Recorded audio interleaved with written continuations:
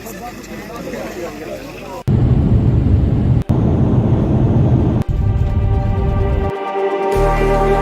like the street lights lit this town, like a fire in a blaze, gotta burn it down. Alright, here we are, folks. Can't be afraid to leave this out. We got this far, don't know how. I see danger in us. They know we'll burn down the night. Coming just like the sunrise. You know that we gonna light it up tonight. We gonna light it up tonight. We gonna light it up just like the sunrise. We gonna light it up.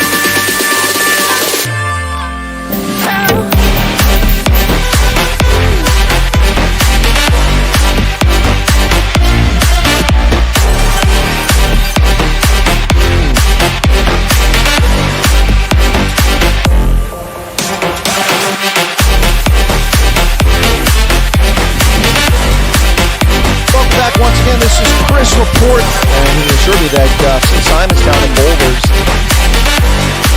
Folks, this is Chris Wyatt reporting from South Africa.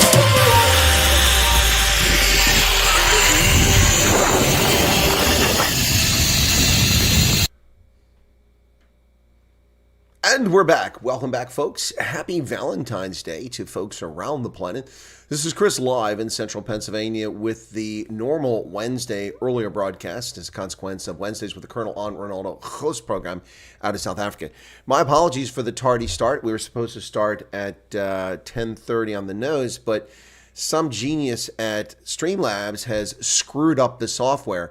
I noticed it yesterday and I was almost late starting and I thought it was a one-off, but they've installed a new version of Streamlabs desktop that is crap, total crap. It locks you out of your program, it forces you to log back in. When you log in, it then reloads all the settings and imports it from where you were previously. I don't understand what is going on with these idiots who update software without your authorization. I never gave Streamlabs permission to update software. I've got the same thing going on with Wondershare of Filmora, which I use for my video editing. In a previous version, they had updated and it screwed everything up and it didn't work properly and it kept crashing all the time. So I have been avoiding the latest update to version 13 now for about 2 months. Hopefully I can continue to do that because I don't want another version that does not work. This version of Streamlabs is very annoying because all the setups, it takes hours to create the inputs to add in your audio devices. I have multiple audio devices like this microphone here and that microphone. Not to mention multiple cameras. I have a camera here, I have a camera there, I have camera software from Logitech. I also have direct feed in from this streaming software. And I have, of course, the videos, the music that you see, and all the logos and all the other things like background, the watermark that you see in the bottom right-hand corner of this screen. Where's the bottom right-hand corner? It's the other side probably. Yeah, it's the other side there. Here we go over here. It's down there. You'll see it. Anyway, all of that takes much time to do. These morons at Streamlabs have destroyed all of that. I've been able, fortunately, to find it by happenstance, but it takes a good 3 minutes for me to log into this account now every time I open the software up. And given the history of its instability, when I do multiple broadcasts the same day, I've always had to close the software and reopen it. Otherwise, it holds things up. So now when I try to run the software, it's telling me that it's loading all of my images, all of my videos over and over again, wasting my bandwidth and my time. It's very annoying. I hate these idiot software engineers with milk dripping behind their ears and snot coming out of their ears who are barely out of their nappies, who think that they know better how software and how the internet should work than we do. It is annoying to say the very least. So my apologies for being very late. Yes, it is a downgrade. It is a downgrade in my view. And YouTube, because all this data is currently updating, I'm not getting full data here, so hopefully you're not seeing any buffering, because right now, all of this stuff, and we're talking about probably a gigabyte or more of data, is being uploaded once again, the same crap that was uploaded yesterday, which already resides on Streamlabs server, because they're not smart enough to simply go, oh, that file's already here. It's very annoying. Michelle Fundebev, a long time no see. Well, I don't know where have you been. I've been around. I only had a gap from Friday until Monday, and then started broadcasting again Monday night, but I'm back. See, I'm getting this constant thing over here. This is annoying as all get out. So, anyway, my apologies, folks. Jan Filionen, welcome to you. And then Joking Atheist says, got booted and redirected off the channel. That's YouTube. They're up to their nonsense as usual. I really can't speak to that. That's anything to do with my software. So, Ultra Bridge, Brian Lawrence, and Helen Duplessis. Oh, Helen, my goodness. Welcome to you, Helen. It's been a while. Val Cooper's here. Andrea Fick, the scientist, Brian Lawrence, Rennie Fond. Ashley Engelbrecht, Trevor Bush, Michelle Fondemev, Brent Sessoms is here. Hey, Brent, how's it going? Gypsy Backpackers, good to see you too. And there's Hendo. We haven't seen Erica for a few days. I hope she's okay. I haven't chatted with Erica. I hope she's doing all right. Well, folks, I'm wearing South African kit. Yeah, that's right. I'm wearing a KWA shirt. But that's it. Just no rugby shirt today. We will be talking about rugby. Lots and lots of news stories to get through. I spent a good 3 hours researching news this morning and looking up data and confirming my facts on a number of things. Today we have, of course, after this, Wednesdays with the Colonel with Ronaldo. And I actually need to redirect this. I haven't done that yet, so let me take care of that. Customization, we come over here to redirect. And we go up here to Ronaldo, R-E-N-A-L-D-D-O, Ronaldo. Come on, it always does this. I type it in the spot, and it will not type. It's very annoying. Ronaldo, upcoming. There we go, February 14th. All right, so when this program is over, you'll be automatically redirected to the stream with Ronaldo, and I hope you stick around with us for that. Hear about Prince Johnson. Yes, I'm aware of that. Not hours after appointment. It's 10 days after he started in the office. Yeah, I heard about that, Brett, and I know Prince Johnson.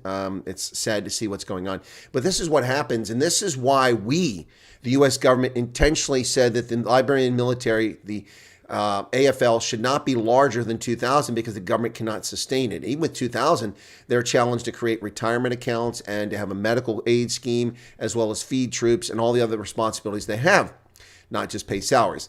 But the Liberian government, when I was there on the Defense Minister Brownie Samakai, in coordination with a reserve colonel in the Marine Corps from our forces, worked together with the Nigerian General Suraj Abdurrahman, who's unfortunately passed away untimely a few years back. They worked together to come up with a plan to expand that armed forces from 2,000 to 4,500 to 8,000 to 12,000 to 14,000 soldiers over a period of about 5 years with no money. Here we have a force of just 2,000. They can't even meet the basic requirements of this force, which has served honorably for Liberia since 2007 up until now. They've amazingly got 15 years, but people are misbehaving now. Prince Johnson has taken the bullet, stepping down. This is over money that was pilfered out of the retirement account, according to a court decision by the former Defense Minister Brownie Samakai and others. Prince Johnson is not responsible for this, but as a leader, he's taking the fall. That's the information I know about it. I was contacted by someone who is in the Liberian American movement, someone who's set up for me to speak at the Liberian conference at Cornell later this year in April. And he contacted me and said, "Did you hear about the mutiny?" Well, it's not a mutiny. It's the spouses of the soldiers who are behaving in this fashion. And they're right to be upset. They're absolutely right to be upset. Money's been pilfered by the Way administration and stolen by that corrupt regime while they were in office because idiots voted for a guy who played soccer. When you vote for the telegenic or the better looking person or the person you went to high school with, then you get the shit governance that you deserve. You get the crap governance that you deserve, folks. You don't vote for people based on how much you like them. You vote for them based on what they will do for your community for the better. I didn't vote for Donald Trump because I think he's a nice guy to have a cup of coffee with. No, didn't vote for him for that reason. I voted for him for other reasons, and my reasons, it turned out, fortunately, were justified. Anyway, let's see who else in the chat here. Wolf K's here. Michael Holmes, can free market stop inequality? Is inequality about something we should... Well, Michael asked a very good question. We have lots of news, but let's delve into that since they're at the start. Michael Holmes said, can free market stop inequality? Is inequality even something we should care about? I think both of those are very fair questions. Should we care about inequality? Well, philosophically, no. Why should you care? Why should one person care about whether another person succeeds or fails? Well, morally, that's a different question. Morally, that's a question that it is right, just, and moral to care about the misery of others. That's a moral question. So, can free market stop inequality? Well, I look no further than the People's Republic of China. The People's Republic of China destroyed its economy with collectivization, with state ownership of every aspect of the economy, and of course with its, secret police, its murder, its extermination of the political opponents. The People's Republic of China was in desperate straits. And this economy, which was barely $2 trillion in the year 2000, today is $17 trillion. Now, why did that happen? Did that happen because the Chinese discovered more oil? Because they found more resources? Because they built more factories? Because their workforce? Why did it happen? It happened because the Chinese communists eased up state control, allowed for private ownership, allowed for entrepreneurs within reason and restrictions to develop things in the economy. Now, there are lots of reasons why China's economy grew beyond that. They have their unfair trade practices, their intellectual property theft, their violation of copyright and trademark. All of that's true, their spying, all of that did help them grow. But the reason that that was even possible for them to take advantage of the things that they stole and the unfair practices they had is because they embraced free market reforms. Free market reforms and private ownership eliminated millions, hundreds of millions, over 700 million people in China no longer live in abject poverty as a direct result of free markets and the free market concept. That's a fact. Even the communists can't deny that. And we can look a little further south at two other examples. Let's go to Vietnam, a failed, utterly destroyed nation as a consequence of its 4-decade war. First, you had a war against the French colonialists. Then you had a war, Vietnamese by Vietnamese, and then the Americans and others became involved in that conflict, and eventually Vietnamese exterminated Vietnamese. Then they murdered and imprisoned so many of the people who were actually behind free markets, and the country nearly collapsed. However, in the 1990s, the communists realized they got it wrong and began opening up their markets and allowing for private investment, private ownership, and all of that took place. And as a consequence, Vietnam is an Asian tiger today. Its economy is robust. It's a competitor, a serious competitor. Yeah, free markets can end poverty. Look at Taiwan. There's virtually no poverty in Taiwan. Why? Because they have free markets. Look at Singapore. Singapore, despite having an authoritarian state, has a largely free market economy and it flourishes and virtually nobody lives in poverty. So Michael, to answer your question, yes, free markets can very much end inequality. They can absolutely do that. But what inequality are you talking about? Now, I guess I didn't answer the question directly because I think what you're talking about is, Jeff Bezos and Gates and Kuzbeka and people like that who are multi-billionaires versus people who make a few $1,000s. I don't care about that. And you shouldn't care about that either. People who do well and succeed should be rewarded for their success. Now we have to ask this question to Michael, who's been silent for the last minute here. Michael, are you asking the question about equity or equality? Because people deserve an equality of opportunity, not equality of outcome. And inequality is a consequence of people's failures and system failures combined. So when people who are successful work in a system that is fair, then they succeed and they profit from it. The person that invented the webcam, the person that perfected the webcam should be incredibly wealthy. The person who developed these inexpensive microphones that can be used for broadcasting on the internet should be making a fortune. And all those who copied the model after that. That is the reality. Yes, free markets can eliminate inequality by raising people out of poverty. Absolutely.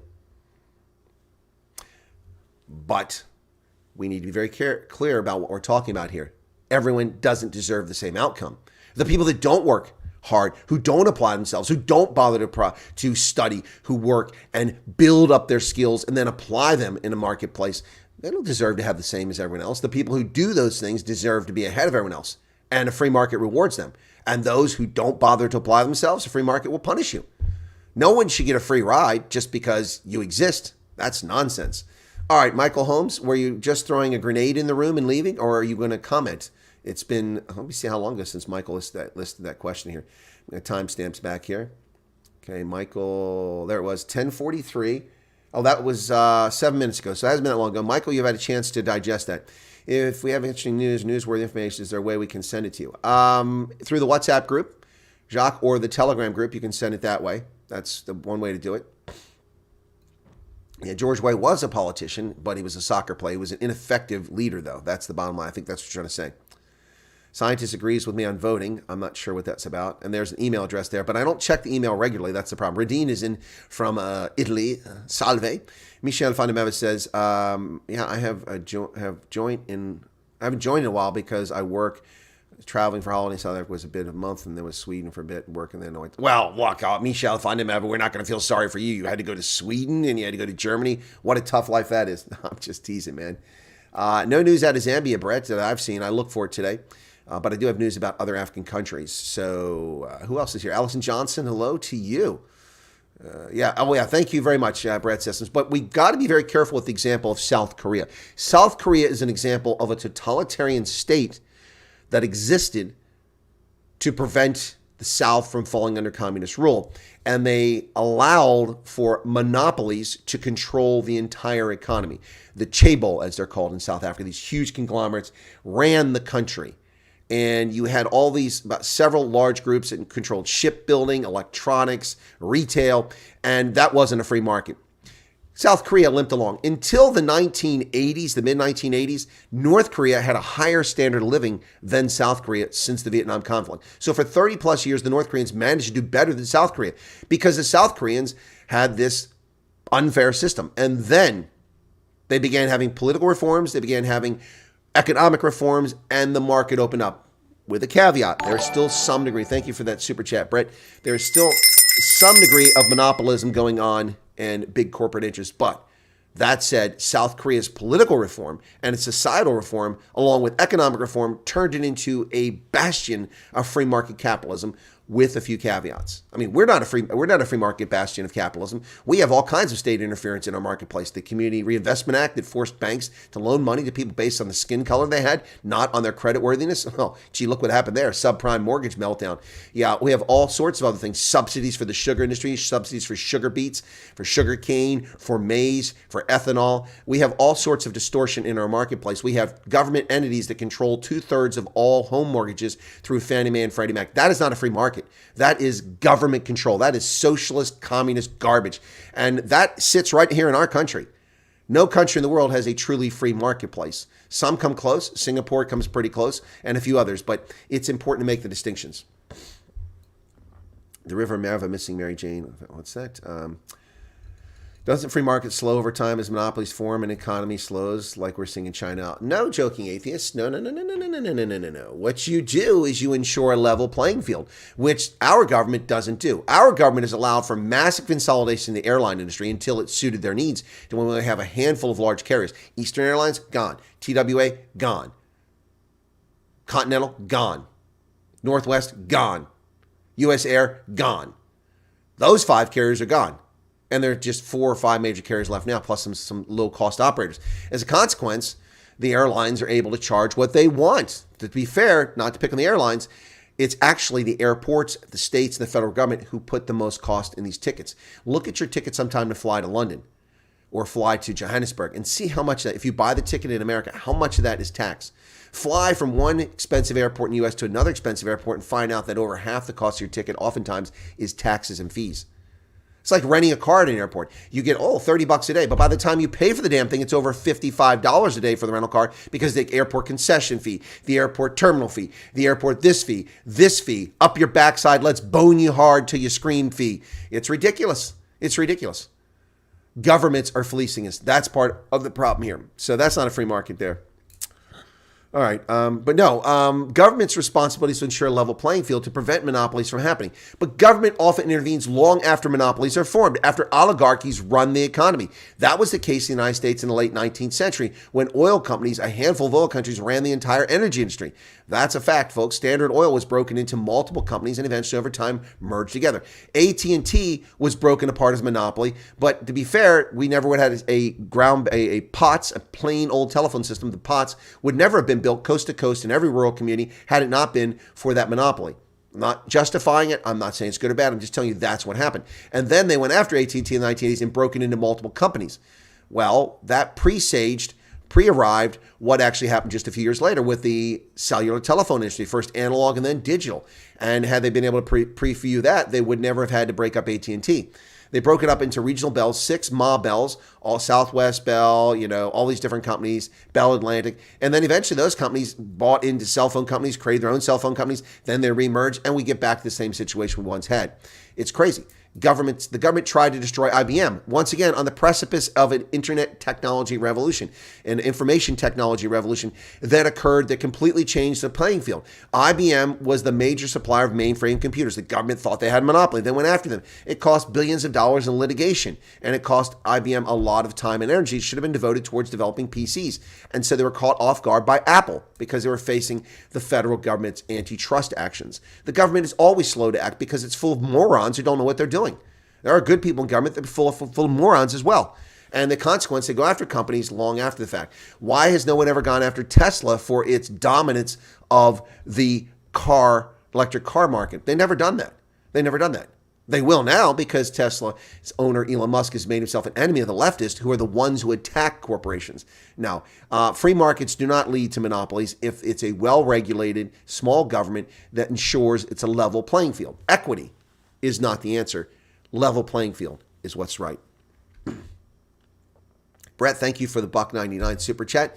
It's a slow super chat month. We are nowhere near where we were last month. We're halfway through the month, and we're going to get about 40% of last month's revenue at this rate. Traveling is hard work. It is, Michelle. You think I don't know that, man? I've spent most of my life traveling. When I was there, the Chabo ran a lot, but there were several small businesses, still some government control. Yes, Brett, you've identified exactly what I said. The Chabo still were major actors, but it has spread. The ecosystem has spread to small businesses. Small businesses are the lifeblood of a successful capital market. That's the bottom line. Small businesses make things happen. The United States in 1990 had somewhere in the order of 46,000 banks. Today we have just a handful of banks, less than 6,000 or around 6,000. Why? Because of mergers and buyouts. So people get less choice. When there's less choice, corporations have less competition. Less competition leads to higher prices, fewer services, and unhappy consumers, and a market constrained. That's what happens. When you have more choice, more options, then you have a better marketplace. AT&T was not a monopoly, they're price fixing. Well, Brett, one can argue that AT&T was a monopoly. It was the only nationwide POTS system in existence at the time. The only one. There were small telephone companies. I had a small telephone company in southeastern Ohio, a rural exchange that set themselves up back in the 1930s and still existed in the 1980s, 50 years later, and a small consumer base. But AT&T was the only company in the country that was offering long distance until Sprint came along. And then what was the other one? Sprint. I can't remember the other long distance carriers. And that was a big thing. They broke up their long distance market. Then they broke up everything. So yeah. Well, I suppose the follow-up question has to be, is the fleecing governments a result of unchecked free markets or unchecked governance? Unchecked governance. We, the polity, elect governments to represent our common interest, and we must hold them accountable. We must hold them accountable, and that's the problem. We don't hold them accountable. And a perfect example of that is events I've experienced in the past 3 weeks, talking to people about politics in the upcoming primary here in Pennsylvania. It is shocking how people will make their decision on how they're going to vote, who they're going to vote for. I'm just flabbergasted by it. I knew it was the case, but actually seeing it in person, talking to a lot of people, it's just demoralizing when you think about it. What's your take on the tech industry? You're right. I wish the U.S. would do more to support small, medium-sized companies rather than the multinationals. Well, that's why they create things like Sarbanes-Oxley. They create onerous accounting requirements that far exceed what's necessary so they can crush the small business. It's like running for political office, folks. If you run for political office, the game is rigged against the grassroots, the independent person, the person who wants to serve the people. The system is rigged against you. If you do not join a political party, you will get nowhere. Now, I don't get, wait a second, Bernie Sanders is a senator, he's independent. No, he's a Democratic socialist who left the Democratic Party because his state is full of a bunch of people who consider themselves happy to vote for independence. But that's a rarity. That just doesn't exist. Jesse Ventura became governor of Minnesota because the vote was split 3 ways because he was a famous wrestler. He only got like 30% of the vote and he became governor. And then they undermined him because the parties actively worked together to undermine Ventura's administration. Just like we saw during the Trump administration. The bureaucrats in the bureaucracy at the federal level and the rhinos, the Republicans in name only, Mitch McConnell, Paul Ryan, actively worked to submarine the presidency of Donald Trump, along with the fake legacy media, which ran all kinds of bogus stories like the Trump-Russia collusion narrative, which has been proven. And who is in jail for that, by the way? Is Christopher Steele in jail? Is Hillary Clinton in jail? Is Donna Brazile in jail? Is the Democratic National Committee? Anybody? No, nobody. Those are crimes, and they've never been charged with crimes, and the statute of limitations will expire, and they will get away with their crimes. There. So you have to be in a political party, or you will never get elected.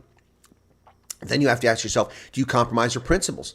Do you vote with your conscience? Do you vote for what is right, moral, and just? Or do you kowtow to the demands of your political party? If you're a Democrat, the answer is clear. You do not vote your conscience. You do not vote for what's right, moral, and just. You vote for whatever your master in the House of Representatives tells you to do. That's what happens. Look at the votes. Almost every single vote has been every Democrat voting for this nonsense. There's another super chat from Brett.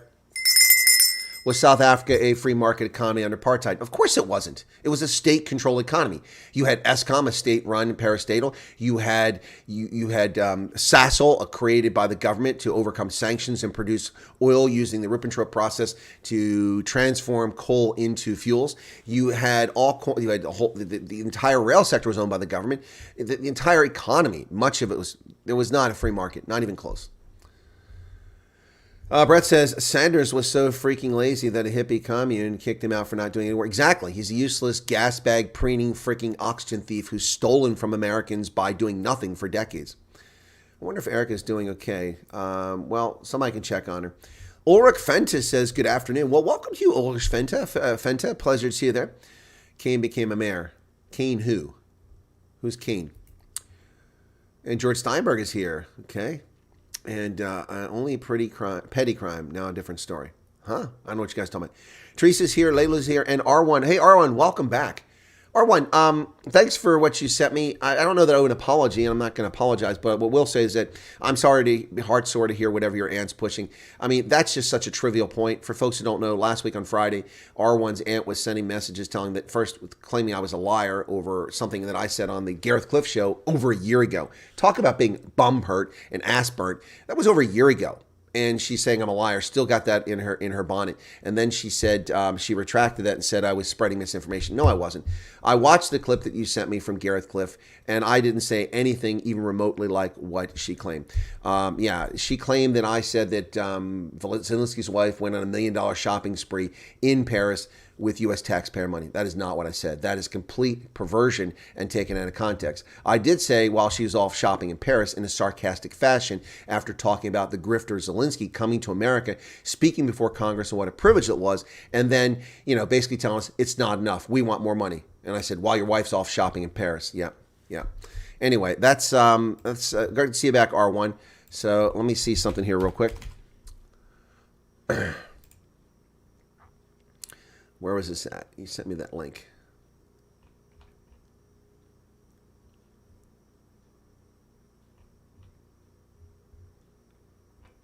Well, I can't find it now. You sent me you deleted it. Or you deleted the message. Oh, why'd you delete the message, man? I went and looked at that Gareth Cliff, that link. I don't have that link now. Anyway, I was going to show people that. So, all right, Jacques Van Heerden is here. And Kane is a wrestler. Okay, don't know who that is. I think Cody Rhodes will finish this story. I don't even know who you're talking about there. Right. Don't forget, folks, after this, we're going to be live on Wednesdays with the Colonel with Ronaldo. Later today, I do plan to do a broadcast, a live stream about a farm attack. We're going to cover that from a bunch of different angles. And rather than doing a prepared video, I'm going to do a live stream on my phone. So that'll be coming later this afternoon. That's wait for that. It'll be evening time for South Africans. Of course, I'm on with Ronaldo from 12 to 1 my time. That's 7 to 8 South African time. So I'll probably do this live stream about a farm attack at 8:30. So tune in for that. I will set it up, probably monetize, but then take the monetization off it after it's run, because if I don't do that, it won't get any attention. It's very frustrating. The video I did about the Independent Line libeling, was it the Independent Line or who was it? Who did I say that? But anyway, the news outlet that libeled Steve Hofmeyer, that one's done pretty well, folks. Let me take a look at that. Yeah, City Press. I'm sorry, City Press, not Independent Line. Let's get this right. City Press, who libeled Steve Hofmeyer, got about 10,000. No, I didn't delete the link. I deleted her message. I forwarded because, okay. No, I can't find the link. Anyway, yeah, I'm just trying to find again real quick. There's Google. Was that it? Maybe that was the link. Yeah, but you gave me the time. You said like 15:10 or something like that. Now it's not loading. What the hell? What is going on? Google loads that link and then it goes away. Okay. That is really strange. What is going on with Google here? Yeah, so let me just see if I can skip this and get to it. I'll see if this is the one. Yeah, this is the interview. So let me get to 15 something here. 15:10 it was, or 15:50. Ukraine, and we're sending them M1 Abrams tanks, and it's a joke. We're sending one battalion's worth of tanks. Okay, so let me see if I can get this up here. I just want to do this real quick. So this was me and Gareth Cliff last year. So it's a year ago. That's not what I want. I want the screen. This software changes. Come on, there we go. There's the screen. Okay, here we go. When Zelensky spoke before our Congress, which is a privilege. Very few foreign leaders have ever gotten to do that. That really gives you an elevated stature. Ellen Johnson Sirleaf came and spoke to our Congress. So I'm talking about Zelensky appearing before Congress, something that rarely happens for foreign leaders. It was a big, important event for Liberia. So it's rare that it happens. He came and said, thank you for $45 billion. It's not enough. Give me more. Are you serious? Your wife was in Paris spending $60,000 buying clothing and bags in the middle of a war, and you want money from us? Take it, buddy. Foot sec.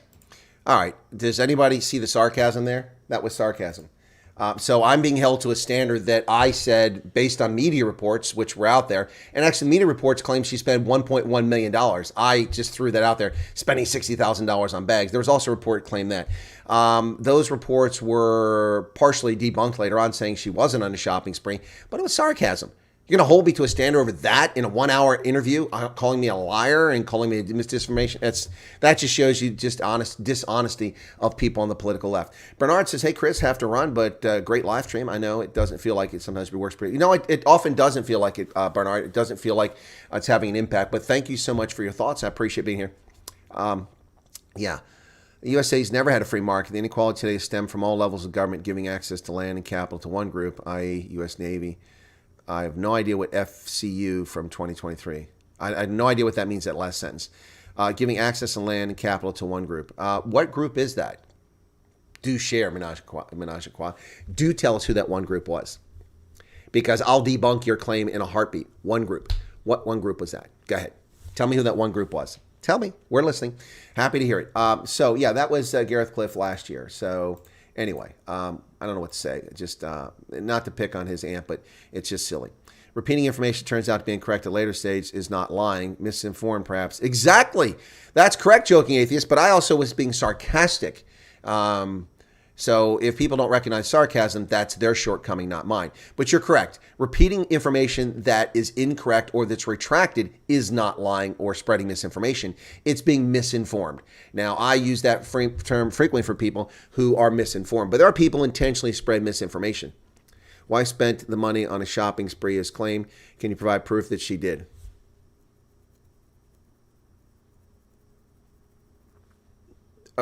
Excuse me? What? Are you listening to what I just said? I said that sarcastically, and then I just said that much of that was debunked by the media after they reported it. I'm not really sure why you're asking that question. Is this actually R1 or is this the ant here? Oh, the issue is not that she said she spent the tax dollars, but that there's no proof she spent $6,000 Paris shopping spree. She can't find that. So let's see. Well, how can I prove? What, do you want me to produce the receipts? So should I also retract everything I've said about Joe Biden in Ukraine, in Burisma? Should I retract everything I've said about the Congress spending money we don't have? Come on, man. Come on. That's silly.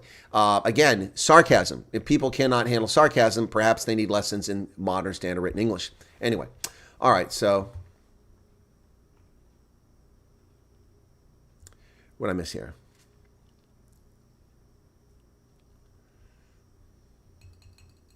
I don't know who Cody Rhodes is.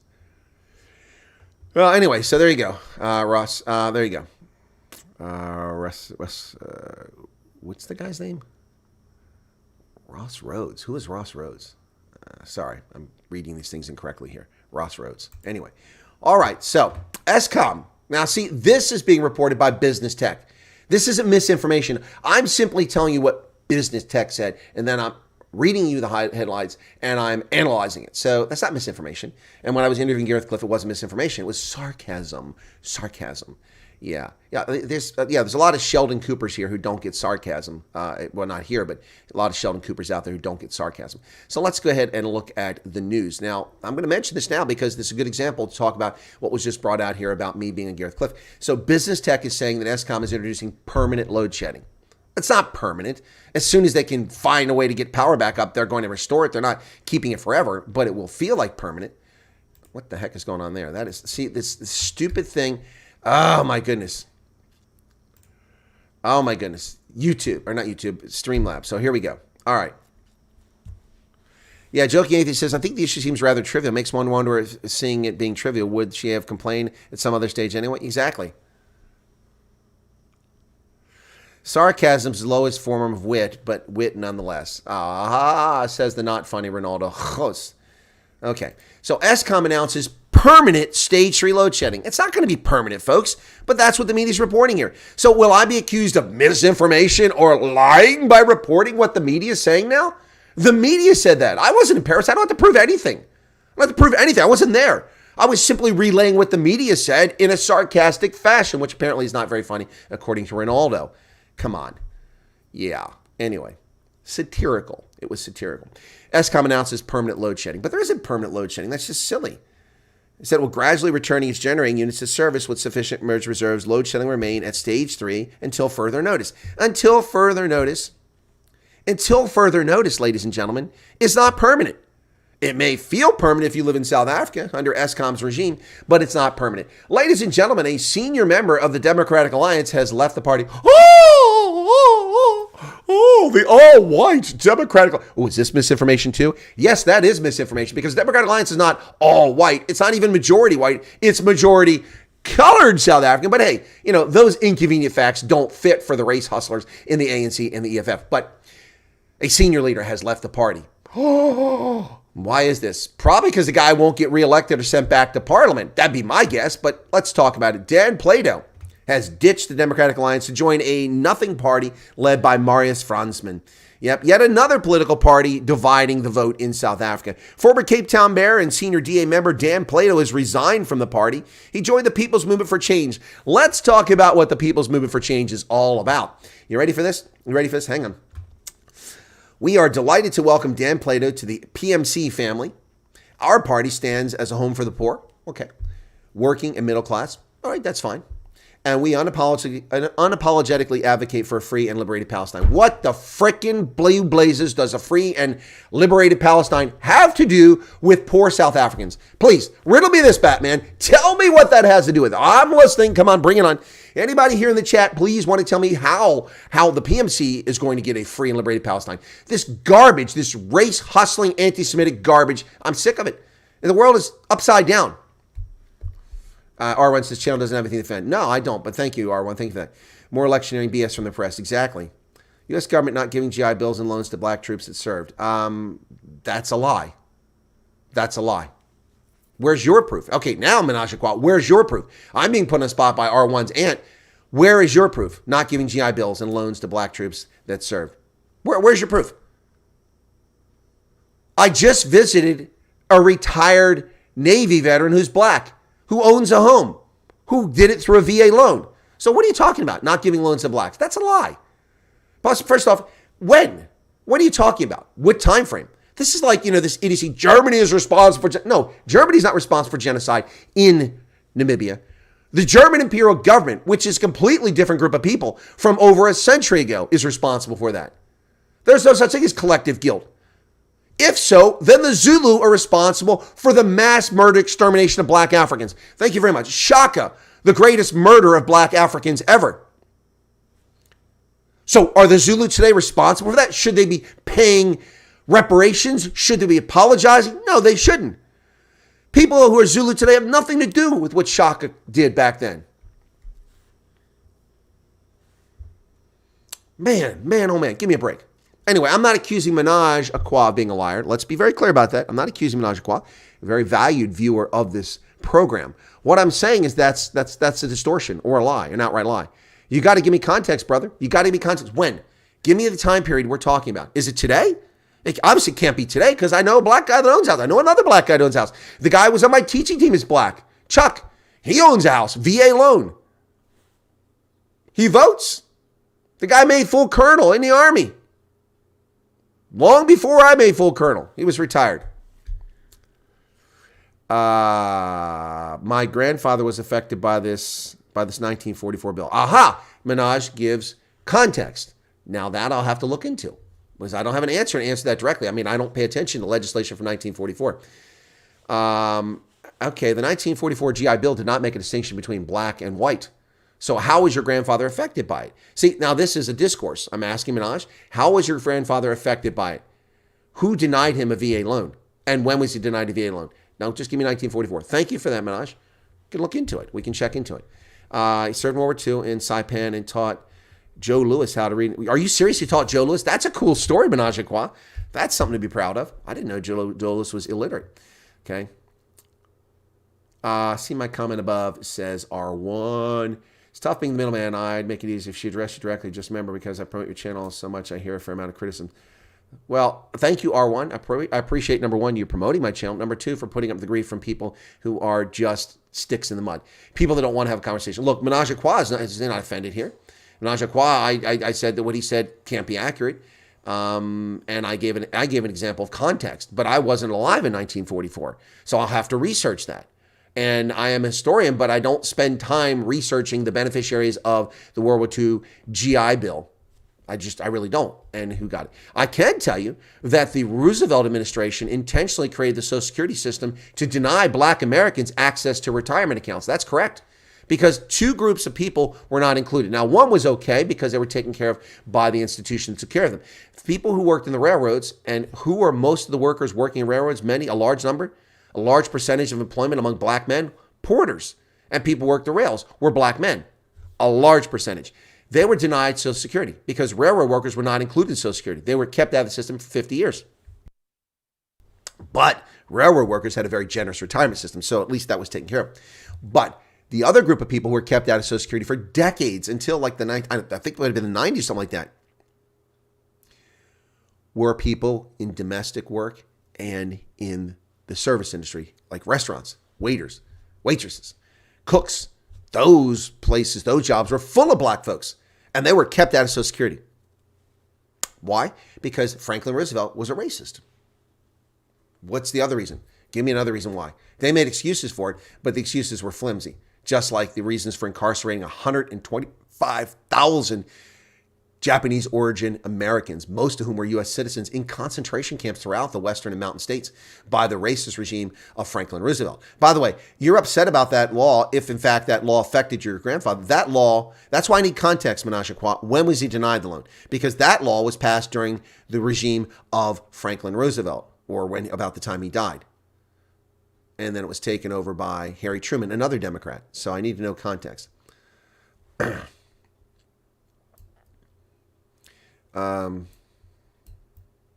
Yeah, Ronaldo says, I nailed it about Dan Plato. They always leave a few months before their term expires. Yep.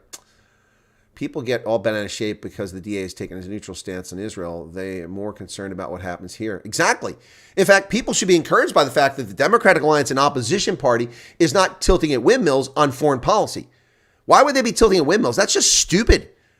As an opposition party, unless you're criticizing the government stance, you should be focusing on domestic issues. You want to get in power so you can improve the lives of people in your country, not people in Moldova, not people in Mongolia. Once you get in power, those are things you can have a plan for. You can plan ahead, but your focus shouldn't be on that. You can't affect foreign policy until you run the government.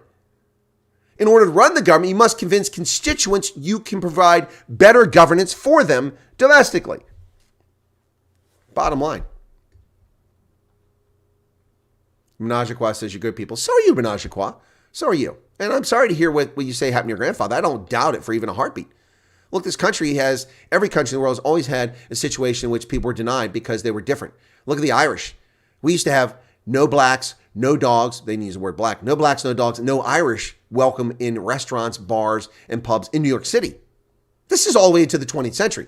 The Irish were treated like dogs. Some places said dogs welcome, Irish aren't. And people always want to attribute to racism. It's not racism. That can play a role. It's oftentimes the other. People who are different, people who are excluded based on race, based on religion, based on ethnicity. And people need to come to that realization. That's the bottom line.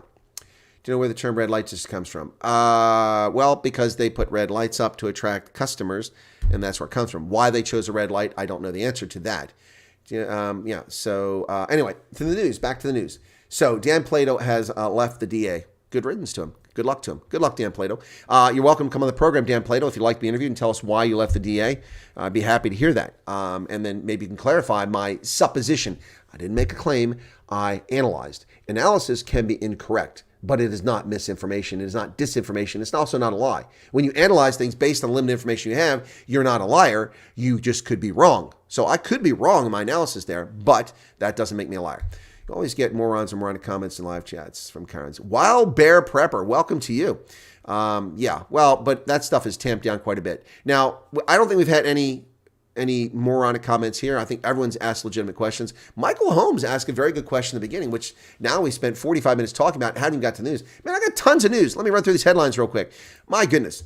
Tanker mafia scoring big in South Africa. This is a consequence of poor governance and cities like eThekwini not delivering water. And as a consequence, these people have tankers and they get to make money and they form mafia just like the taxi bosses. And next thing you know, you have an entire industry built around service delivery failure. Karoo residents are on track now. Apparently they found the drill to dig into that hard rock in the Karoo to get the power outage under control, putting back those high tension pylons so you get power back this week. Congratulations. That should be tomorrow. And here's a good one. I'm going to have to do a video separate on this. Panyazi Lesufi claimed that the city of Johannesburg, or the province of Gauteng, has installed 6,000 closed-circuit televisions, CCTVs. Wow, that's impressive. Except, according to my broadband, not according to Chris Wyatt. I'm not lying. I'm not giving you misinformation. I'm simply reporting what they said. And it's plausible here, and that's why I'm reporting on it. So they say that he's just a liar, a big old liar. Yep. Gauteng Premier Panyazi Lesufi's bold proclamation that his government has launched over 6,000 new cameras in the province is a lie. In a post on Twitter on yesterday, Lesufi said that 6,945 new CCTV cameras were switched on to protect the citizens of Gauteng against crime. The announcement came after a launch partnership between the Gauteng provincial government and Vumacam. But this is a lie. At least 6,000 of those cameras in question were rolled out by private companies, including Vumacam itself, Fidelity, and Navic. They've been used by private security companies and the Johannesburg Metro Police Department for a long time and have been highly successful in helping apprehend suspects in a wide range of criminal activities. Vumacam launched publicly in early 2019. Yeah, there you go. So Lesufi lied. The 6,000 cameras consist of roughly 1,000 of Vumacam's own in Gauteng and 5,000 partner cameras across South Africa. So they're not even in Gauteng province, these 6,000 cameras that he's lying about. So there is a lie. And that's one that's easily debunked by the facts. But the low information voters will listen to this and go, oh, look, the ANC cares about us. They put cameras up. No, the private sector put them up because of the failure of the criminal justice system and of SAPS and of the Johannesburg Metro Police. That's why. So Panyazi Lesufi, Pinocchio, 6 Pinocchios for him. Yep. Well, it's also not true that Tshwane is in trouble for not spending 2.6 billion rand from the Treasury. Mayor Cilliers Brink points out that number is wildly inflated by about 6 to 1 and what the actual figure is. And additionally, one reason why Tshwane, Pretoria has been unable to spend all the money that's been allocated by the national government is because of the ANC-led and fueled destruction of service vehicles, rubbish trucks, and the shutdown of the city caused by malcontents seeking to create a condition of ungovernable space. That's the bottom line here. Tshwane Mayor Cilliers Brink dismissed claims $2.6 billion in grants have been withdrawn from the city by national government, saying no such thing has happened. The claims surfaced on X by an official in Gauteng Premier Panyazi Lesufi's office, who we just exposed as a liar. Kosi Mape, the former ANC caucus leader, his remarks were later echoed on a show on television. No such thing has happened, though the city is being asked to account for a much smaller unspent portion of our capital grants. He criticized Mape for making outright false statements on social media, usually under the description of breaking news, someone who excels in playing the fool and is usually treated accordingly. But yesterday, a political reporter for SABC reposted his allegation to his own site. The mayor said the leaked National Treasury letter was misinterpreted, as it does not say the city would forfeit more than $2.6 billion. Instead, it calls on the city to account for the unspent portion of grants and explain why some of the money, 635 million rand, should not revert to the national fiscus. That's right. The government's asking, why haven't you spent this money? We would like to know where it's at. Well, they're telling them. Thank you very much, Nick, for upgrading. Nick, I did get your message about what was going on. Thank you for that. Anti-propaganda, she's really ramping up. They are. They're already spreading outright lies. We've just seen 2 examples of it. Panyazi Lesufi and his 90,000 jobs he's created, which is total garbage. Panyazi Lesufi and his 7,000 CCTV cameras, which is a total lie and fabrication. Now we see one of his acolytes lying about Tshwane, claiming they're going to have 2.6 billion rand taken back by the fiscus, kind of like Nelson Mandela Bay had happened when the ANC led. They took back 63 million rand of food meant to feed starving infants and toddlers, and 15 of those children starved to death. Now, go ahead, accuse me of spreading misinformation. This is widely reported in South African media. The problem for the left is I don't forget. The problem with the left is I'm an analyst and I analyze things. The problem for the left is that I know what the frick I'm talking about. And they'll try to come back with these lies. Same thing with the nonsense of R1's aunt and the thing in Paris. She was in Paris and they did go shopping. I don't have receipts for what she spent. I don't care. That wasn't the point of the story. The comment was sarcastic and satire in nature because I was making the point that the grifter was demanding more than $45 billion from U.S. taxpayers while his wife was in Paris shopping. That's a true statement. So whatever. Anyway, people can take it for what they want. Every culture and a race has been used for used slaves. Exactly. I've said this story many times. Historically proven. Even whites were taken as slaves and white women were taken as concubines. Correct. And by the Barbary pirates. I've told you about the autobiography of the Lutheran Icelandic priest, and his wife and kids were kidnapped off the shore of Iceland by pirates from Algiers. They were taken back in chains. His wife was sold as a slave, a concubine. His children were sold as slaves after they castrated his boys, and he was castrated. And then the Bey of Algiers, the leader, the Bey, that's like the king, the monarch there, the Bey of Algiers, took him on as a scribe because he knew Latin, he spoke Icelandic, and he picked up Arabic very fast. He granted him his freedom 2 decades later. He returned to Iceland as a eunuch, unable to reproduce, and his line died off as his wife was mixed as a slave with North Africans, and his children were never able to breed. His entire line wiped out. This was not in the 1300s. This was in the 1870s, 1880s. Yeah, that's correct.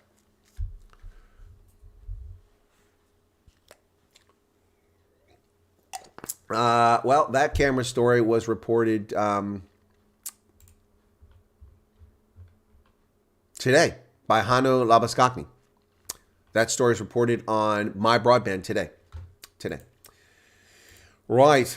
South Africa wants the International Court of Justice to intervene using its powers. Ladies and gentlemen, here's a newsflash. The International Court of Justice has zero enforcement powers. It has none. It has no army it can call on. It has no ability to order sanctions. It has no ability to blockade. It has no ability to shut down financial transactions. The International Court of Justice is a body that exists because members who signed up to it agree to abide by its decisions. There is no enforcement mechanism. The ANC looks like a bunch of utter fools. But of course, their leftist, anti-Semitic, Jew-hating crowd loves what they say, and so they'll buy it hook, line, and sinker. Look, it's Jabba the Hutt. South African government wants the International Court of Justice to use its powers to act against Israel after it fundamentally breached the court's order by extending its military assault in Rafah. That's actually not what the court said. This is a total bold-faced lie. Nothing in the International Court of Justice was a verdict against Israel. They gave them 30 days. As long as they give them 30 days, as long as they respond within 30 days and explain their positions, then they've done nothing in violation of the International Court of Justice. These are leftists lying to the world. Remember, they demanded an immediate ceasefire. They got no such thing, no such order from the court. Short of a demand of a ceasefire, what has South Africa done to accomplish anything here? Nothing. They're just frauds. Oh, the ANC, not South Africans. Well, the city of eThekwini, Durban, will not meet its own self-imposed deadline after it's been accused of violating the Constitution by multiple political parties.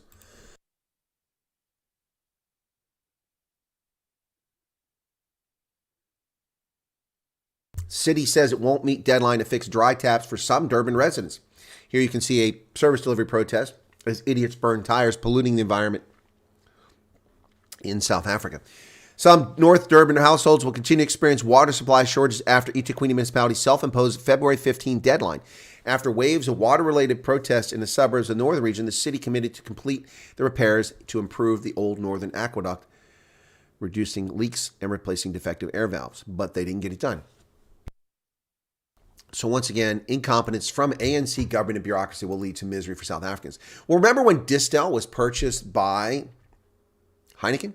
Remember that? Well, Heineken's in trouble here. They digested something they really can't handle. Only thing that's gone well for them is the acquisition of Savannah, whose sales are up, but everything else is going down. They're taking a 10 billion rand hit after volume of alcohol has declined. Brewing giant Heineken, the owner of Amstel and Amarula, has written down its South African beverages business by about 10 billion rand or 16% of its value. The higher cost of capital is primarily to blame, but it's also seeing pressure on South African beer volumes. Savannah's performance, however, has been far more refreshing. It says that they're actually making progress with Savannah. Yep. Heineken's 40 billion merger with Distel and Namibian breweries had brought it brands including Savannah and Amarula, but as previously indicated, its beer volumes were under pressure and intensifying competition from a weak economic environment. We're being told that the economy is healthy, that things are great. Of course, the World Bank has downgraded the forecast for South Africa's economic growth from 1.6 to just 0.9% this year. South Africa needs a consistent year after year for multiple year 6.5 to 8% annual GDP growth just to lift the millions of people pushed into poverty by the ANC back out of poverty. That is not happening anytime soon. Not anytime soon. Well, Jacques is asking for who's going to vote for who. We've done a poll in here before. We'll do it again. Let's see if people's positions have changed. Let me add a poll. Start a poll. Who will you vote for?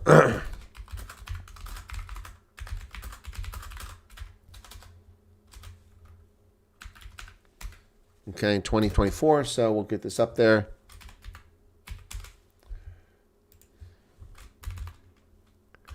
Give you all a chance to vote on this. We're up to 79 people currently now. See how many votes we get on it.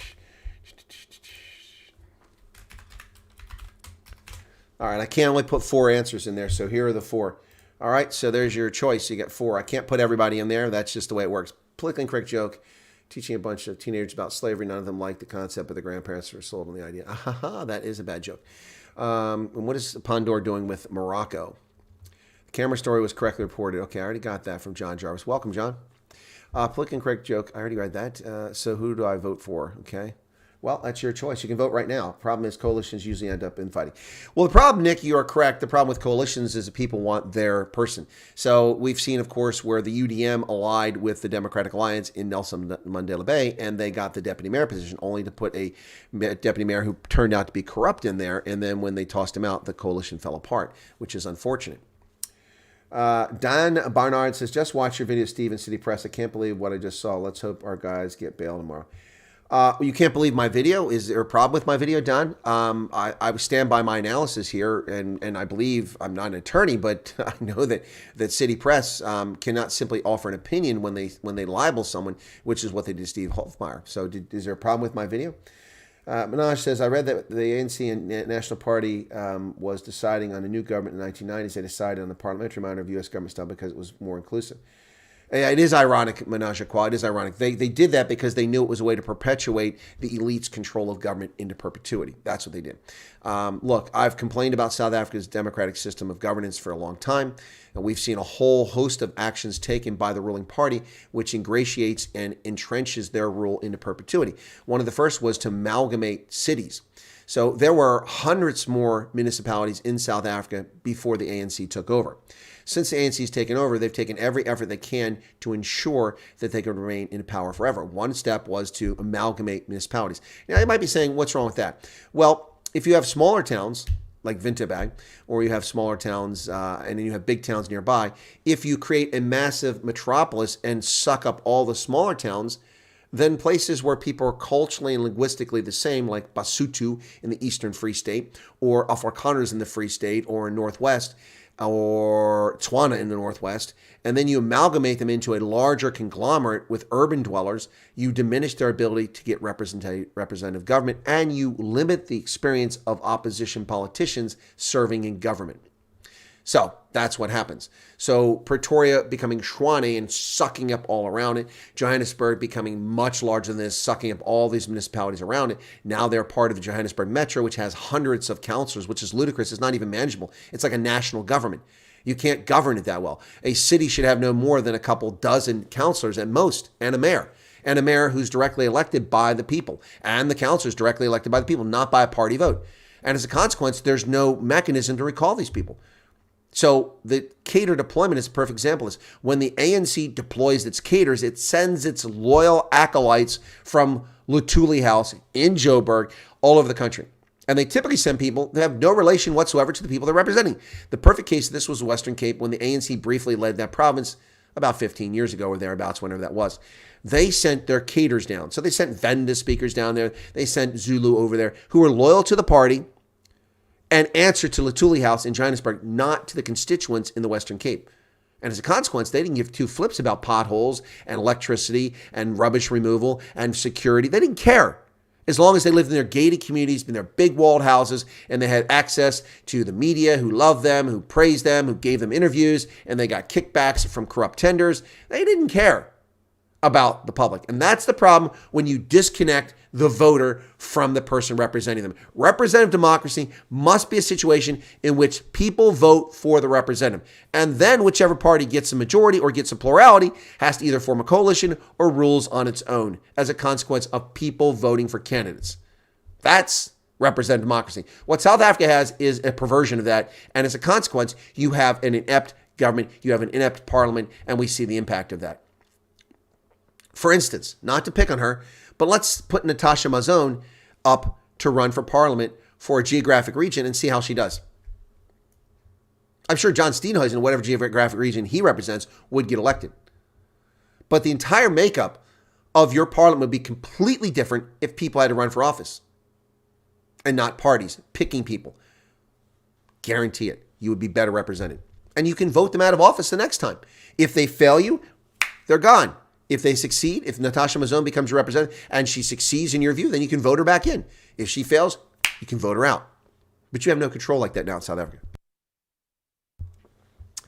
Non-coalition governments suffer the same problem. ANC is case in point, and DA as a party alone proves that coalitions are not exclusive to the same problem. Hey, Beverly Nalakau, please, can you look into the white genocide in South Africa? ANC is asked to charge Israel for genocide. Well, Beverly, I have to be very careful with that term. That's a very specific legal term. I have looked into this, Beverly, and I have talked about the issue you're talking about. I have done more to report on rural insecurity in South Africa than any other journalist in the world, including that Lauren Loom or whatever that chick is. Laura Southern. She came there and did one video and got banned from South Africa and lost interest in it. I have consistently reported on this as an intelligence analyst inside the intelligence community, as a foreign area officer in the U.S. military, reporting on what's happening in Africa and covering it, and then as a private independent journalist. I've reported on this for the past 4 years endlessly. I have interviewed members of the Bryant family. I've interviewed many other people who've been victims or family members who've suffered.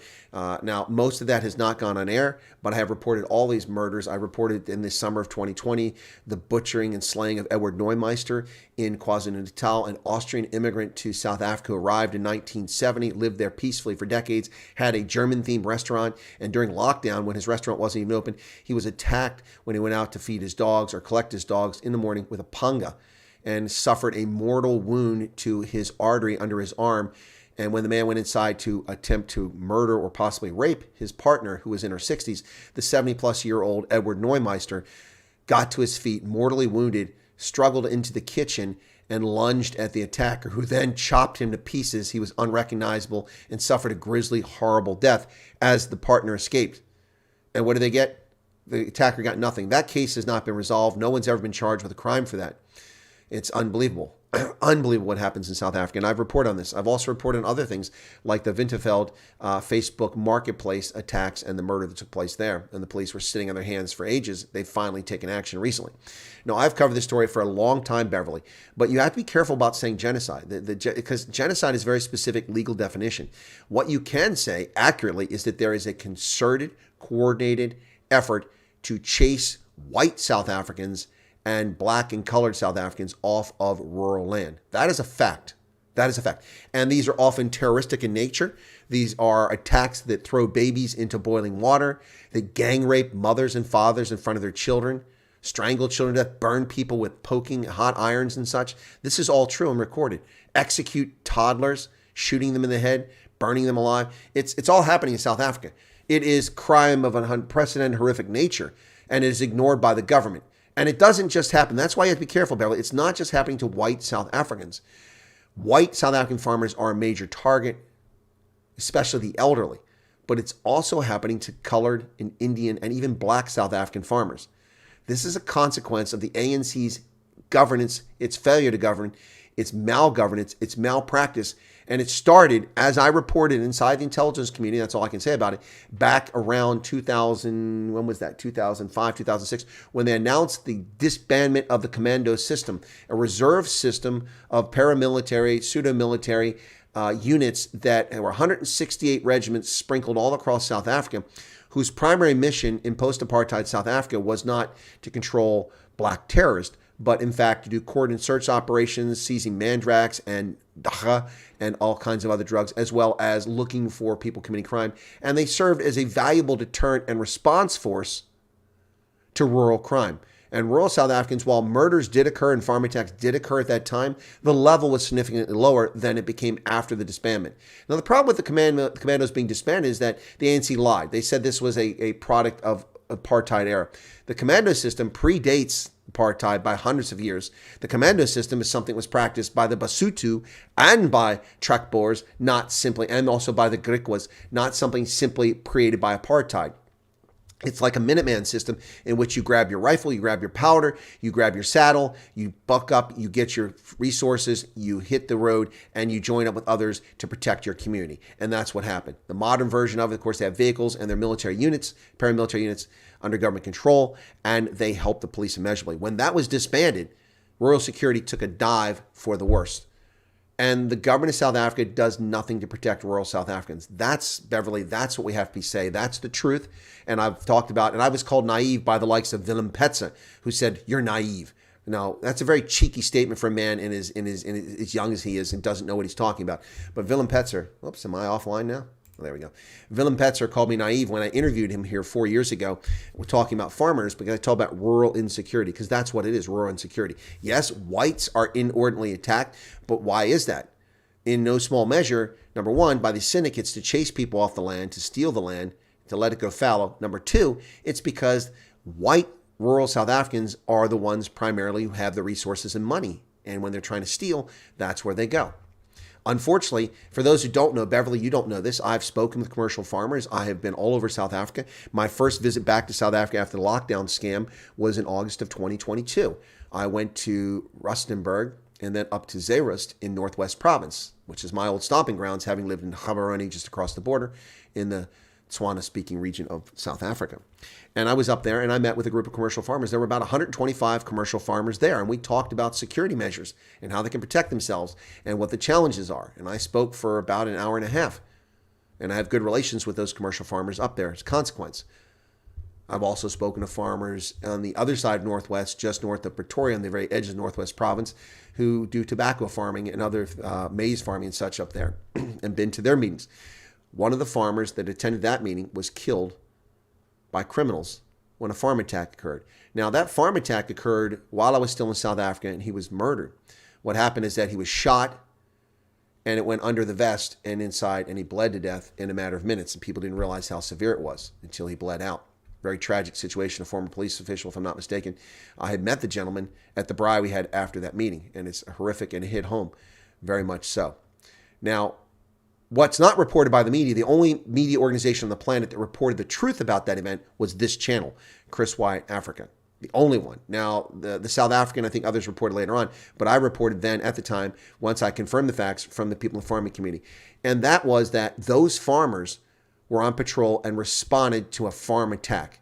A commercial farmer's farm was attacked, called for help, they responded. What the media didn't tell you is a commercial farmer in Zeerust who was attacked was black, Tswana speaking.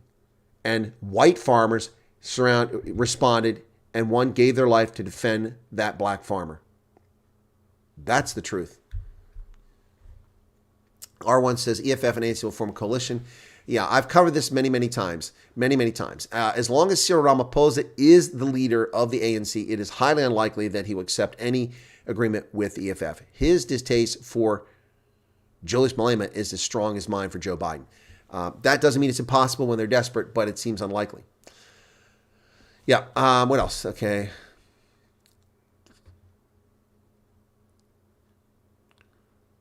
What's unique about farmers is that they're tortured by people who don't even know from the fact that they're white. When blacks die in townships, they're victims of their own negligence. I'm not sure what you mean by that. Sister Gertrude Tiefenbacher, an Austrian 86-year-old nun, has been gang raped and murdered by robbers for a small amount of money in South Africa. I didn't see that. When did that happen, Jan? Thank you for that. Beverly says, yes, I know other farmers are also being murdered. The minorities are targeted. Rural South Africans are targeted. And the minorities are targeted because it's presumed they're the ones with the resources.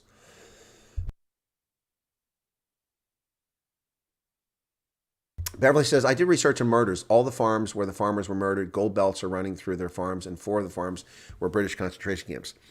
Well, Beverly, I'm not trying to pick a fight with Beverly. I'm not sure which are, and I don't have all the information because you only have a few characters to type it, but that's impossible for that to be entirely accurate. I mean, the Braun family lived in the Northern Cape, nowhere near any gold seams whatsoever. Where Neumeister lived in KZN, nowhere near any gold seams whatsoever, and nowhere near a British concentration camp. The reality is that these attacks are occurring everywhere: Eastern Cape, Western Cape, Northern Cape, Mpumalanga, Gauteng.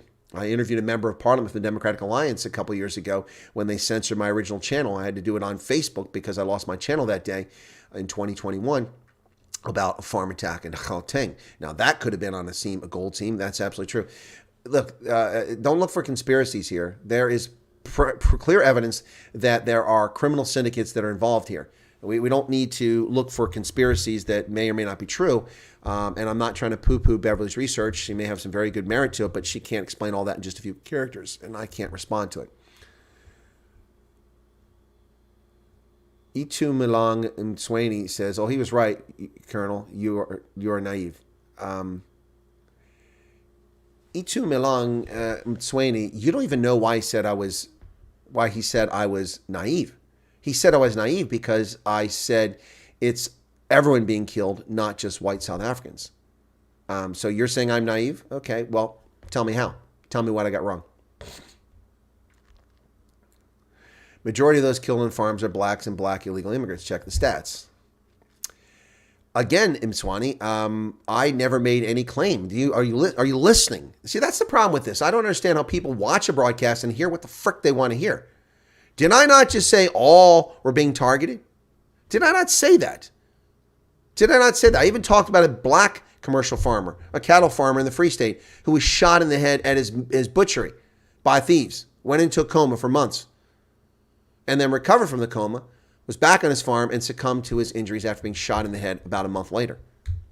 I talked about the Indian woman on the Ayub farm in KZN, whose throat was slit in her bathroom with her minor children in the bedroom, murdered for no reason. So, you need to stop hearing what you want to hear and start listening to the analysis actually done. Beverly says, "Thank you for your answer, Chris. You've really extended yourself to help." Well, I have, and I've been doing it for years. And I get nonsensical attacks. Most of the racists have given up, but because they can't prove it, they're nonsense about me. There's no evidence of it. Even when they try to make deep fakes out of video, it doesn't work. But anyway, back to what Ntumalung says. Please clarify that, brother. You got a specific thing here. I'm naive. I'm not naive. It's cheeky. It's cheeky for people who know nothing about you. I spent 30 years as an intelligence analyst. And I stand by every product I ever wrote in the intelligence community. Virtually everyone was 100% correct. Almost nobody has a record like that. No, yeah, that's the truth. My analysis of elections have been pretty accurate too.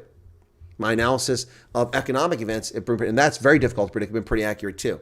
30 years as an intelligence analyst. Let's just run through this very quickly here before we run out. We're going to run out of time here, so.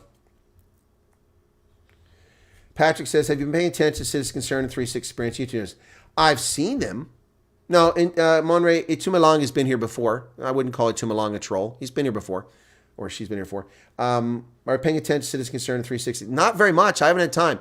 Again, for those who haven't been paying attention, for the past 3 weeks until yesterday, I was involved in activity here in Pennsylvania about something that's going to be occurring soon that kept me away during business hours. There's no way I could broadcast. So I did early morning broadcasts for 2 weeks. And then last week, finally, I couldn't sustain that anymore. And I did no broadcast over the weekend and on Monday. So I have not been watching their channels. I've not been watching anybody's content of late. Just a few minutes here and a few minutes there. I've seen their channels, and the 360 Experience, I'm not going to poo-poo the guy. I'm not really impressed by his analysis, and he needs to work. If he improves his cinematography, it would make his channel much bigger. But they are the shiny new pennies. They're black, and so people... Now, Citizen Concern has some good arguments, but she's new to the scene. She also lacks the analytical experience. That doesn't mean she doesn't get good content. So, no, I'm not really paying attention to their channels. People keep asking me to have them on the channel. I've contacted both and asked them to come on, and they've ignored my requests. So, whatever. The more activity there's in chat, it's good for the channel. That is correct, John Jarvis.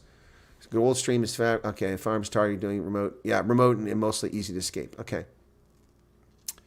So you're going to think that a chat facility is bad news on a channel. No. Chat's great. It just depends on whether the content creator pays attention to it or not, and how good a job moderators do on it. We learned this lesson in 2020 very painfully with Christian Perdago account and with Catherine, what's her name? Anyway, Piper. You can just block them. Folks, if you don't like what someone's saying, you can right-click on the radial buttons and you can block them. You don't have to see their comments. So there you go. Anyway, but back to the news. We got distracted there. So MTN has switched over to a massive solar photovoltaic plant over top the car park, and that's a smart place to put photovoltaic cells. MTN has switched on the first portion of its massive solar power system on its 14th Avenue headquarters in Fairlands in Joburg. They initiated the first phase of the solar renewable project back in 2023. The end goal is 4.9 megawatts of solar photovoltaic and 2 megawatts of battery storage. That's impressive. They saw the energization process, saw the operator enabling 5,418 of its 9,000 planned solar panels. By contrast, on my residence, I have just 20 solar panels. Well, military installations are begging for resources, and almost all of the budget for the South African National Defense Force pays for salaries. No training, no operations. Wow. We are sending soldiers to the DRC at a cost of 2 billion rand, but we have no money to maintain bases. This week, nearly 3,000 South African soldiers are headed to the DRC to fight terror groups, and it'll cost taxpayers 2 billion, not to mention some of those soldiers their lives. Yep, at the same time, a parliamentary inquiry found that one of the country's main naval dockyards has a meager 20 million for maintenance in its annual budget of 280 million rand. 92.3% of the budget goes to pay salaries. Well, this is how pervasive crime is in South Africa, folks. Look at this. Actress Terry Peto, designer Tula Cindy named in chicken farm lotteries embezzlement report. So you have celebrities that make tons of money they're stealing from South African taxpayers. Yep, their names are mentioned in a report detailing the outcome of investigations by the Special Investigating Unit into allegations of corruption and maladministration. My goodness. So they're stealing money on a chicken farm. Sounds familiar. Koos Koimbos, of course, Snotkop did a song talking about him, but oops, that's not what I want. He pens an op-ed, which he's complaining about. We have to be vigilant this election year. It's a little confusing because he starts out talking about, the South African singer talks about service delivery. His pipes are gone because someone stole them. Then he blames the municipality for it, but then he blames the ANC. So I'm a little confused by what he's saying. Now, this is a story I'll do a live stream on later on. A Mpumalanga farmer who was shot multiple times, walked 2 kilometers for help, and is surviving. Johan Leroux, shot multiple times on his farm in White River in Mpumalanga, walked 2 kilometers before finding help, remains positive while recovering in the hospital. They had another surgery, had to reattach the nerves in his arm so he can use his arm again. Unbelievable. Tied up and left for dead. We'll cover that story. Well, South Africa is not selling the Springboks, despite what some reporters are claiming. They are taking investment from an American group to be part of the commercial enterprise for South African rugby. So this was announced about a week ago, and Springboks are taking a $75 million U.S. investment, and this is because the Springboks are bankrupt. U.S. private equity group will take a 20% stake in the new commercial entity worth $375 million. So negotiations with the Ackerley Sports Group, which is a new creation from a group that owns stakes in National Hockey League, National Basketball, and of course in a England rugby or soccer team. Moyfontaine Cemetery spotlight a video of squatters at gravesite. People are squatting in graveyards in South Africa now. That's how sick and twisted things have become. Using those rubbish heaps, and these cemeteries are not being maintained. It's a dump site. And here's more. Now, this post by a friend of the channel, the Democratic Alliance's own Refiwe Ncheke, a member of the provincial legislature who was running for mayor but then backed out, says people have lost respect for those who passed or have become so desperate that they sleep in a tombstone. This is Moyfontaine Cemetery between Birch Acres, Vusimusi, and Tembisa. The cemetery has not been cleaned for a while now, and people are living there. Look at that. The city of Ekurhuleni. People talk about disrespect. This is disrespect for black South Africans. A cemetery where black South Africans are buried and people are living in it. Disgraceful. Namibia's central bank has decided that they're going to keep their repo rate the same, and a consequence of slow economic growth. The repo rate has been at 7.75% since June of last year. With real interest rates remaining positive and slow credit growth amid a fair level of international reserves, the Monetary Policy Committee decided to maintain the repo rate at its current level, said the Bank of Namibia in a statement.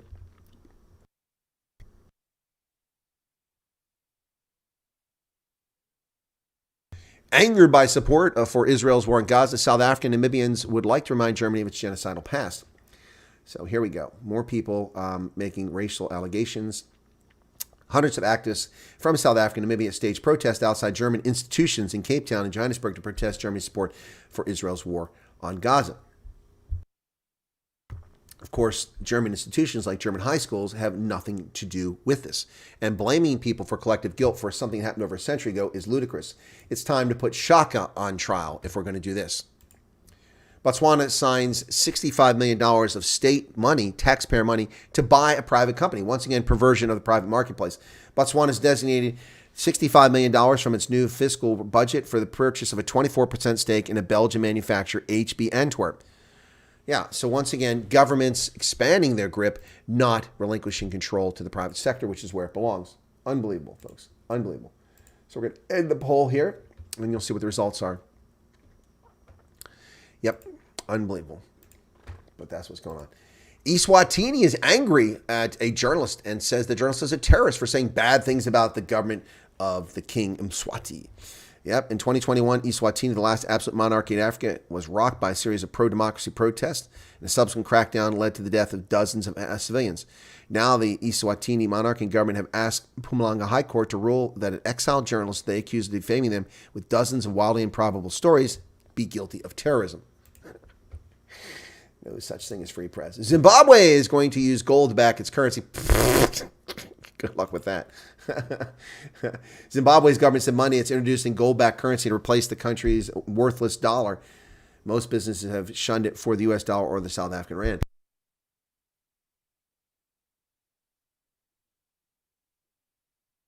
This is a quest for currency stability. What has emerged over the years is that the dollar being the most dominant. Well, yeah.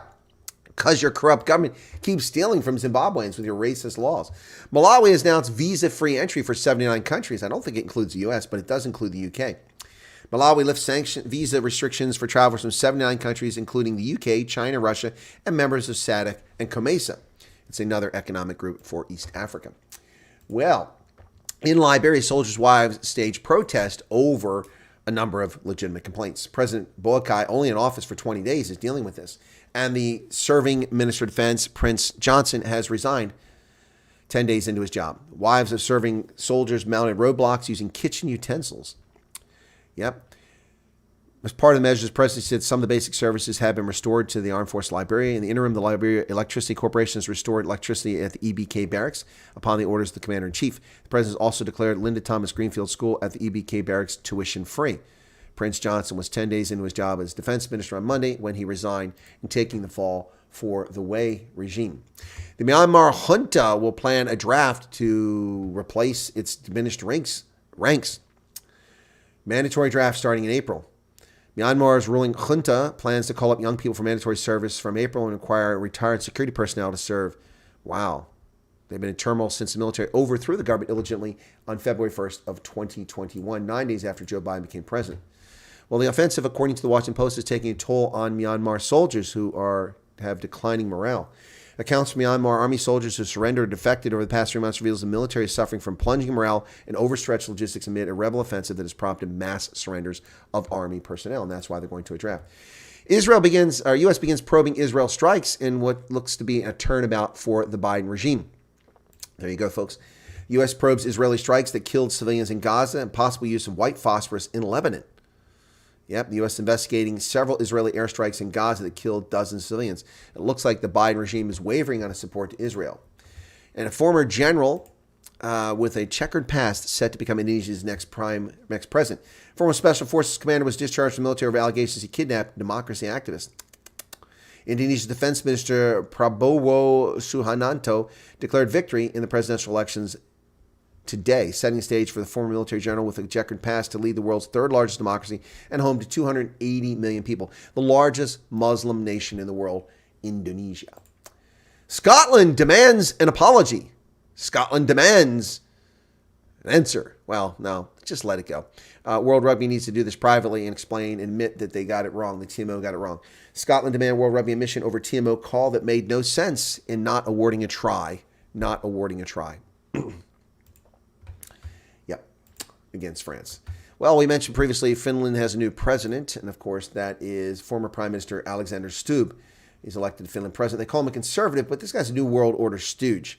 He got 51.6% of the vote in the second round of elections, and he's now the next guy. Ireland and Spain demand the European Union stick its nose into an Israeli trade deal because the Irish think they're holier than thou.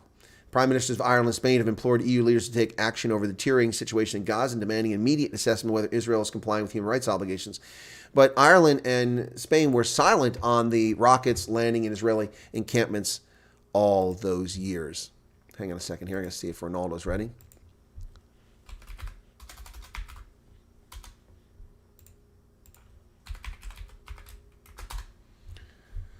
Right. Jacques here, and cheers, everyone safe out there. Thank you for wise words. Okay, first stone will starve to death. Zimmer trying to polish a turd. Yep, exactly. Germany's auto parts supplier Continental, which makes car tires, is laying off 7,150 workers. They claim it's a switch to electric vehicles, but they're losing lots of workers. Appliance maker Miele this month would eliminate 2,700 jobs, and Bosch will now eliminate 1,500 jobs as Germany's economy hits the skids under leftist rule, pretending to be conservatives.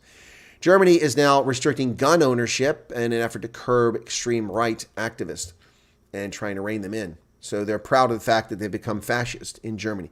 Germany's Interior Minister Nancy Faeser poses for a photograph. Yep. German Interior Minister Nancy Faeser on Tuesday unveiled measures ranging from stronger financial policing to earlier detection of so-called botnets to tightening firearm controls to tackle a far-right surge that has spooked the country. And the fascists are ruling there. No doubt about it, folks. No doubt about it. No doubt about it. So, Germany finally, years after Donald Trump threatened them, they were spending 0.9% of their GDP on defense, finally hits the 2% threshold that was agreed to by NATO partners years ago. NATO's chief Jens Stoltenberg lauded the unprecedented increase in defense spending across the U.S.-dominated alliance. Germany has pledged over 2% of its GDP for defense this year. But they're not really doing 2% for GDP. That's 2% for Ukraine's defense. That's where the money is going. So they need to stop lying. They're not defending themselves or defending Ukraine. Well, Democrat former Congressman Tom Suozzi wins the race to replace George Santos in Congress. The own self goal by the Republicans cutting their lead has led to a flip with the Democrat winning the seat. And finally, I've got more, but I'm going to wrap it up here because I think it's time to go live with Ronaldo. Sorry.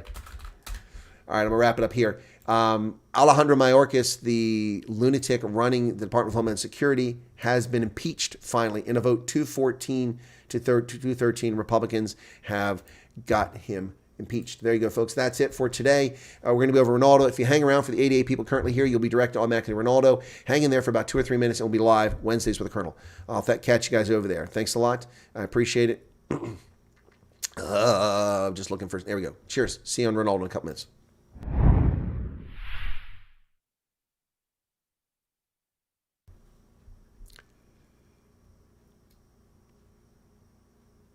And Allison Johnson, thank you for correctly stating I was the only person who correctly predicted the chaos that ensued in KwaZulu-Natal in July of 2021, predicting that on June 29th. You are correct. Thank you so much for recognizing that.